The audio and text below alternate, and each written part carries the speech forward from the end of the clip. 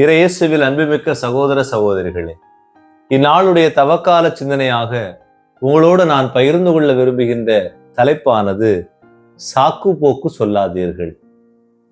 நாம் வாழுகின்ற இந்த உலகில் நாம் பல நேரங்களில் சாக்கு போக்குகளை சொல்லி, ஏதாவது ஒரு காரணத்தை சொல்லி, ஒரு செயலில் இருந்தோ ஒரு வார்த்தை அல்லது ஒரு காரியத்தில் இருந்தோ நாம் விடுபட நினைப்பது வழக்கம். எனவே எப்படியாவது தப்பிக்க வேண்டும் என்பதற்காக ஏதாவது ஒன்றன் பின் ஒன்றாக சொல்லி சொல்லி தப்பிக்க ஆசைப்படுவது நமது வழக்கம். எனவே பல நேரங்களில் நாம் நம்முடைய தாய் தந்தையிடம் இந்த சாக்கு போக்குகளை சொல்வது வழக்கம். நம் ஆசிரியரிடம் இந்த சாக்கு போக்குகளை சொல்வது வழக்கம். அல்லது நம்முடைய நண்பர்களிடம் ஏதாவது ஒரு காரணத்தை சொல்லி அவர்களோடு செல்வதை குறைத்துக் கொள்வது நமது வழக்கம்.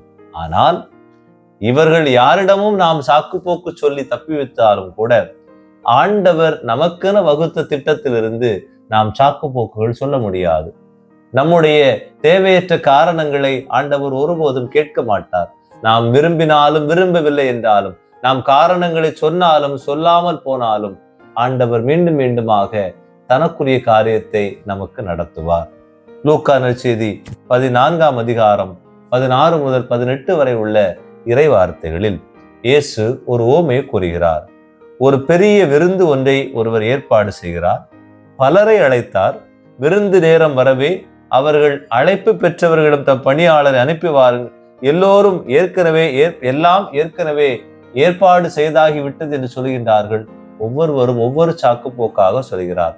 முதலில் வந்த மனிதன் சொல்கிறான், நான் வயல் வாங்கி இருக்கின்றேன், வயலில் எனக்கு வேலை இருக்கிறது, எனக்கு ஏர் மாடுகள் வாங்கி இருக்கின்றேன், ஏர் மாடுகளை நான் கவனிக்க வேண்டும் என்று கூறுகிறான். மூன்றாவன் சொல்கிறான், எனக்கு திருமணம் ஆகி இருக்கிறது, எனவே என்னால் வர இயலாது என்று இப்படியாக ஒருவர் பின் ஒருவராக ஒவ்வொரு சாக்கு போக்குகளையும் சொன்னவுடன் ஆண்டவர் அந்த விருந்திற்கு திட்டமிட்டதுபடியாக விருந்தை உண்பதற்காக தெரு ஓரங்களிலும் வழி ஓரங்களிலும் பாவிகளாகவும் அனாதைகளாகவும் இருந்த எல்லா மக்களையும் அழைத்து வந்து அந்த விருந்துக்கு அவர் நிறைவு கொடுக்கிறார். எனவே நாம் எந்த சாக்கு போக்கு சொன்னாலும் கடவுளுடைய திருமுனில் எந்த சாக்கு போக்கும் செல்லாது. முதலாவதாக சாக்கு போக்கு சொன்ன மோசே. ஏதாவது காரணத்தை சொல்லி தப்பிக்க வேண்டும் என்று சொன்ன இந்த மோசையை குறித்து பார்ப்போம். விடுதலை பின புத்தகம் 4ஆம் அதிகாரம் 10வது இறை வார்த்தையில் மோசே ஆண்டவரிடம், ஐயோ ஆண்டவரே, நீர் உமது அடியனிடம் பேசுவதற்கு முன்பே பேசிய பின்போ நாவன்மை அற்றவன் நான், ஏனெனில் எனக்கு வாய் திக்கும் நாவும் குளறும் என்று சொல்கிறார். இந்த மோசே ஆண்டவரிடம் சொல்கிறார், ஆண்டவரே, நீர் பேசுவதற்கு முன்பும் இப்போது உண்மை நான் கண்டுகொண்ட பின்பும் எனக்கு நா திக்கும் வாய் குளறும் என்று சொல்கிறார். ஆண்டவர் அதை பற்றி ஒன்றும் கவலைப்படவில்லை. உன் வாயிலிருந்து நான் பேசுவேன் என்று அவருக்கு உறுதி கொடுத்து அவரை அனுப்பி வைக்கிறார். இதே மோசேதான் விடுதலை புத்தகம் 3ஆம் அதிகாரம் 11ஆம் வசனத்திலே சொல்வார். மோசே கடவுளிடம் பார்வோனிடம் செல்வதற்கும் இஸ்ரேல் மக்களை எகிப்திலிருந்து அழைத்து போவதற்கும் நான் யார் என்ற ஒரு கேள்வியை எல்லாம் கேட்டார். எதை கேட்டாலும் அந்த இஸ்ரேல் மக்கள் கானான் தேசத்தை, பாலும் தேனும் கிடைக்கின்ற அந்த கானான் தேசத்தை அடைவதற்கு இந்த மோசே முதன்மையான ஒரு வழிகாட்டியாக ஆண்டவர் இந்த திக்குவாயன், வாய் குளறும் என்று சொன்ன மனிதனை மாற்றுகிறார். அவரது சாக்கு போக்குகளையும் தாண்டி இறை திட்டத்தை நிறைவேற்றுகின்றார். இரண்டாவதாக சாக்கு போக்குகள் சொன்ன எரேமியா புத்தகம் 1:5 முதல் 7 வரை உள்ள இறை வார்த்தைகளில், தாய் வயிற்றில் உன்னை உருவாக்கும் முன்பே அறிந்திருந்தேன், நீ பிறக்கும் முன்னே உன்னை திருநிலைப்படுத்தினேன், மக்களினுக்கு இறைவாக்கினனாக உன்னை ஏற்படுத்தினேன் என்று ஆண்டவர் இந்த எரேமியா பற்றி சொன்னவுடன் இந்த எரேமியா சொல்கிறார், ஆண்டவர் எனக்கு பேச தெரியாதே, நான் சிறு பிள்ளை நானே என்று அவர் சொல்லவும் ஆண்டவர் சொல்கிறார், சிறு பிள்ளை நான் என்று சொல்லாதே, என் வார்த்தை உன் நாவிலிருந்து பேசும் என்று அவருக்கு உறுதிப்படுத்தி இந்த எரேமியா இறைவாக்கின் வழியாக அந்த இஸ்ரேல் மக்களுக்கு இறைவாக்கு உரைக்கிறார். அவர்களை வழி நடத்துகிறார், நெறிப்படுத்துகிறார், அவர்களுக்கு புதிய வழியை காண்பிக்கின்றார்.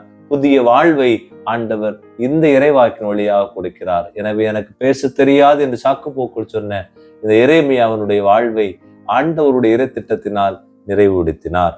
மூன்றாவதாக சாக்கு போக்குள் சொன்ன கானானை சுத்தி வந்த மனிதன். எண்ணிக்கை புத்தகம் 13:31 யோசுவாவும் அவரோடு சேர்ந்த ஒரு மனிதனும் அந்த கானான் தேசத்தை அடைவதற்கு முன்பாக அவர்கள் சுற்றி பார்க்கின்றார்கள். அந்த எதிரி படையை நம்மால் வெல்ல முடியுமா என்று யோசிக்கின்றார்கள்.